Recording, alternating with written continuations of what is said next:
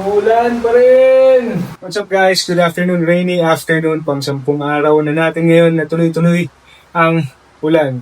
Walang bike, di tayo makalabas. May mga parating na karera. Mahirap mag-ensayo. Lalo dito kasi hindi gumagalaw. Meron akong naisip na topic na magandang discuss natin ngayon. And that is executive cycling here in the Philippines. No? So, i-define natin what exactly is Philippine executive cycling. At the same time, as an executive cyclist, no, katulad ko, ano ba ang mga usual na nagiging problema natin? Ano mga nagiging challenges natin? Especially, pag sinabi kong executive cycling, nandyan ang family, nandyan ang friends, syempre nandyan ang trabaho. So, paano natin babalabalansihin lahat to? Magiging competitive pa rin ba tayo kahit kapos tayo sa oras sa ensayo? So, discuss natin, himayin natin ng maganda ngayong episode nito. Let's go.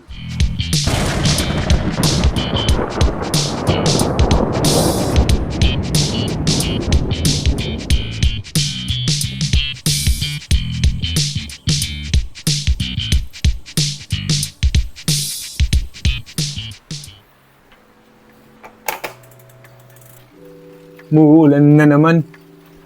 Anyway, mag-start muna tayo sa kanyang definition. No? So, what or who exactly ba ang mga executive cyclists? No?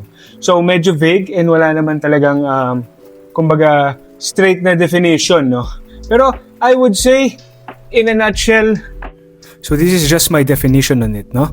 Executive cyclists are passionate non-professional cyclists, typically between the ages of 30 to 50, who balance their careers, businesses, livelihood, and family responsibilities with their love for cycling. While they don't earn a living from the sport, they train seriously, invest in their gear, do long rides, and hindi naman lahat, no? Actively participate in races and cycling events. They embody discipline, time management, and dedication, usually and ultimately for the love of it. So tayo na ito. Kahit malamig panahon, grabe pa rin pawis basta indoor, no? So, ngayon na na-define na natin in a nutshell ang executive cyclists. Let's dig deep further, no? So, sino ba talaga sila? Ito yung mga tao na usually nasa age ng 30 to 50 years old, sometimes even 60, no? Like I said earlier, may work, may trabaho, may grind, may ginagawa para kumita ng pera. Third is family. Usually, may family, or kung wala man, may partner, may kasama, di ba? May anak. Yan. Pwede namang may anak, pero walang family. Basically, and or. May pamilya ka, or may anak ka, or both. Fifth is yung bike na trip mo. Ito, gravel to ngayon.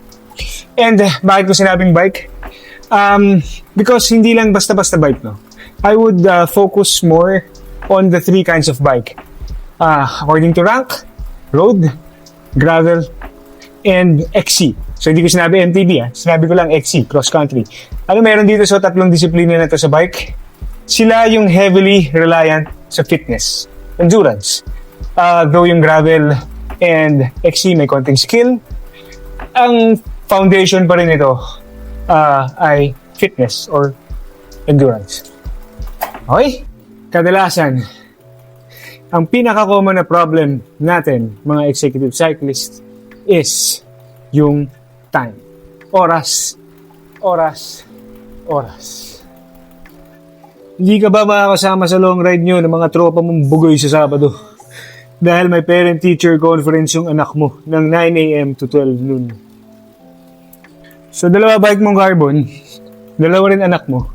Kaso, dalawa na lang din yung oras ng ensayo mo ngayong linggo. Aray ko. Twice ka lang. Kung lahat ng sinabi ko, naisip mo sarili mo. Isa kang purong-puro, 100% hindi mapagkakait na executive cyclist. Cheers!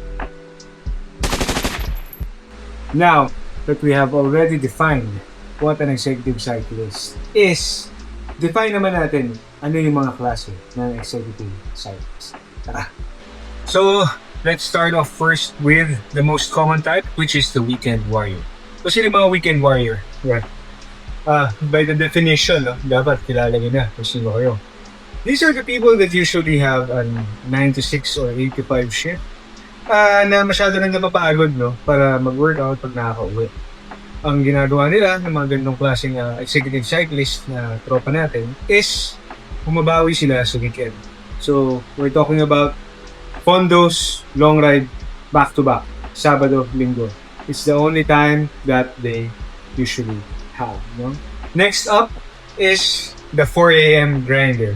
Yes, actually, sometimes nagiging ganito rin ako pag tight yung schedule ko. These are the people na bago pa magsimula yung trabaho, before the day starts, they want to put the load in, sayang na sila. Okay? Next is the after shift cycles. So ito yung mga siklista na after yung work, doon sila nag-ride. Most ng kilala ko, if not all mo, sa trainer talaga. Including myself, trainer ako, no? So that is the after shift cyclist.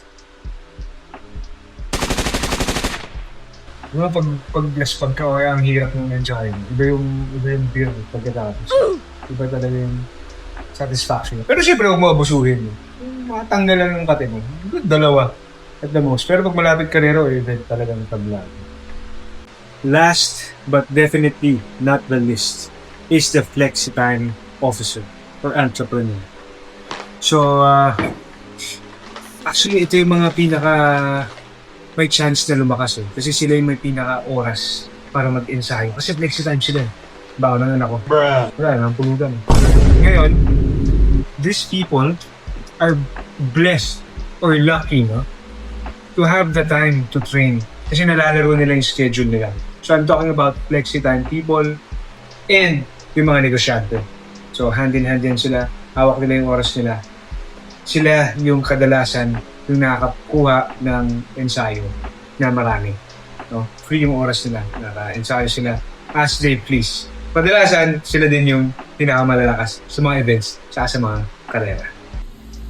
Pasarap sa inom. Pagiging na to. Pulutan. Juicy ka pa ba? So ngayon, na-define na natin ano ang executive cyclist.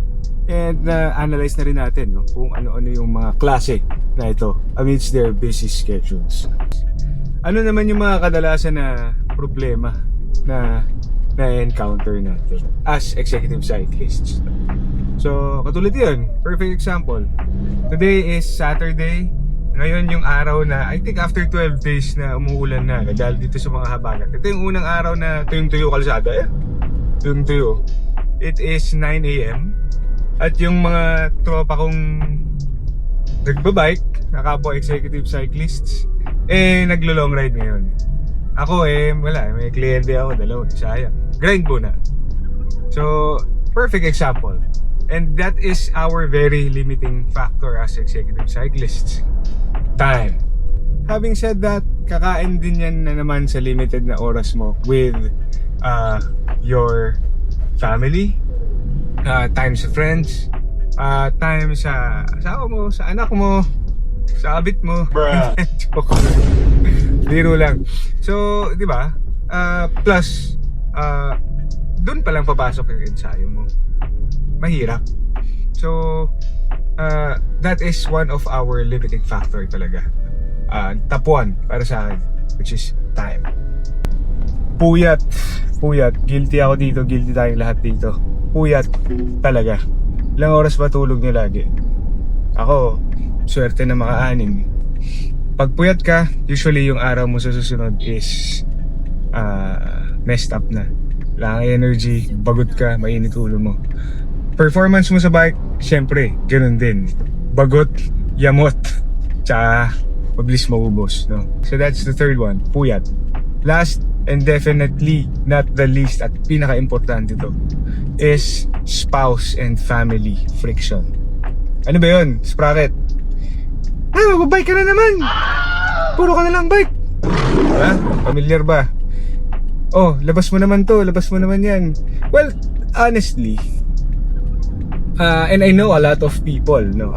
Even myself, I was almost trapped into this scenario na gusto ko lang mag-bike, gusto ko lang mag-enjoy. Na there was a time, especially nung tours, no? May mga tours nun sa road racing. Lakas sa oras kasi talaga ng ensayo ng road racing. Na medyo na-sacrifice ko yung oras sa family ko. I saw the evil in it. Tinigil ko, no? I spent more time with them. I gave there enough time. Kasi paano mo naman may enjoy bike mo kung alam mong mainit ulo ng misis mo sa bahay? Paano mo na enjoy yung bike mo alam mong hindi ka pa nag-quality time sa anak mo? It will bother you at the back of your mind. So, spouse and family friction is one of the most important thing. You have to balance your time ulit with them. Otherwise, hindi mo ma-enjoy it all together, you know? And pangit. They are the priority, in my opinion, not the bike. Okay? So now na na-identify na natin yung usual natin na mga problema as an executive cyclist, mag-focus naman tayo sa root cause nito, no? O yung pinaka-root problem na inaalaman natin, na i-encounter natin. Alam niyo na ba? I think alam niyo na eh. Pero kung hindi ba, meron yata ako dito. Perfect. Ngayon. Ito. Saddle time. Root cause. Root cause ng ating problema, root cause ng ating fitness. Dahil sa experience ko, ito talaga ang basihan ng fitness. Yan. Yung time na nasispend mo dyan, yun talaga yung fitness. Especially dun sa tatlong disiplina na sinabi ko. Road, gravel, and constant. So ngayon, na na-identify na natin yung root cause, ano mga pwede nating solusyon? Consider structured training. Boring pero efficient, pero lahat ng ginagawa mo ay may direksyon. Diyan magagamit talaga ang indoor trainer. Lalo na ngayon, puro ulan tayo sa labas. Advanced weekend ride planning. So as early as a week or 2 weeks before, kung kaya, planuhin mo na yung magiging ride mo. Yun nga lang, minsan, katulad ngayon, nakapagpuan talaga ng weather. Pero very efficient naman siya most of the time, especially pag tapos na yung rainy season. And of course, finally, medyo common sense na lang is time management. So, yeah, just manage your time well. Kung kagano mo siya kagusto, I'm sure mahanapan mo naman talaga siya. Yeah. So, as a cycling enthusiast, sumasali rin naman ng mga events and races. Here are some of my mindsets and yung mga tips ko na baka makatulong din sa inyo kasi gumagana siya. We'll start with number 1. It's prioritizing sleep over junk house. No? So, itutulog ko na lang. Kung wala lang din naman kwenta yung isisipa, mas may karga pa ko. Next is train smart. 30 minutes lang meron kang gabi, i-interval mo na lang. Bukas, 40 minutes, i-interval mo na lang. Bawi ka na rin sa linggo, gawa mag-low ride. At least, may workout ka. Last is flexibility. Trust me, you'll definitely miss workouts. May mga ride ka na hindi mo mararide. Don't stress over it. Time management na lang gawin mo kung kailan you're free. Remember, long-term ang tingin natin. Matagal pa naman natin gagawin ng cycling game. Finally, para sa executive cyclist na mahilig din sumali ng events or ng races, whether you're gunning for a podium spot or gusto mo lang makapag-finish mo, depende sa goal mo, here are some of the things that you should do since tapos din ako sa oras most of the time. Just target a few events or races a year. No? Peaking needs time, peaking needs planning, and training needs planning. Hindi mo trabaho to. Relax ka lang, hindi to priority. Pick events that best suit your training schedule. Like kung 6-7 hours lang ang kaya mo or even less, ba't ka mag-long distance, diba? Piliin mo yung mababang biyahe. It's still a race. Doesn't make you less of a racer or a participant, diba? Dun lang sa fit sa schedule mo. Like I said, hindi naman natin trabaho. Race smart and plan smart. Plan ahead, as in 2-3 months before. Know your race. Mahirap mag-cramming, especially sa cycling. Kung gravel and XC ang trip mo ngayon, which is medyo magiging hype siya ngayon. No? Train off-road, wag lang puro kalsada. Iba pa rin yung may konting skills ka. Sa gravel minimal, sa XC medyo kailangan mo ng ensayo skills. Kung puro kali, mag-off-road ka rin. So, hindi ka man pumwesto, pumalas ka sa pulutong, o kaya nag-DNS ka dun sa karera nyo dahil may biglaan kang meeting, don't be bummed about it. No? What's important is your family, your profession, your work, your children, if you have, and yung overall wellness nung pag-balance mo in this game that we call life. Of course, time ring with God. At the end of the day, itong mga bikes natin, sa grind naman galing yan, di ba? So, let's focus on what is really important. God, family, friends, and tsaka na yung bike. Thanks guys, and I'll see you next time.